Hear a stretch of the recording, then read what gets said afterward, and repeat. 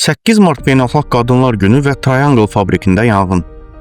8 Mart bahar, çiçəklər, təbriklər günü hesab olunur, lakin onun əsl mənası daha dərindir.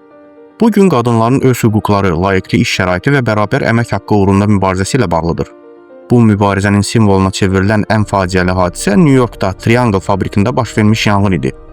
25 Mart 1911-ci ildə Triangle Shirtwaist tekstil fabrikinin binasında dəhşətli yanğın baş verdi.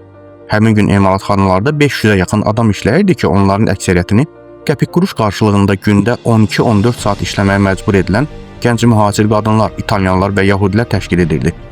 İşçilər aclıq hissini yatırtmaq üçün daim siqaret çəkirdilər. Yəqin ki, yanğına səbəb də elə bu olmuşdur. Yanğın başlayanda insanlar içəridə sıxışıb qaldı.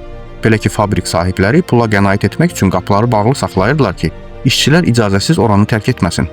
Faciə əsasən miqrantlardan ibarət 23 kişi və 123 qadının həyatına son qoydu. Bəziləri yanğında həyatını itirdi, digərləri 9-cu mərtəbədən özünü yerə ataraq həlak oldu. Fəlakət ictimaiyyəti şoka saldı və qadın hüquqları uğrunda mübarizə tarixində dönüş nöqtəsi oldu.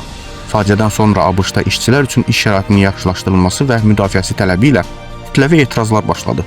Bu tədbirlər həm də qadın həmrəyliyinin haqq ədalət uğrunda mübarizənin simvoluna çevrilməkdə olan 8 Martın əhəmiyyətini daha da gücləndirdi.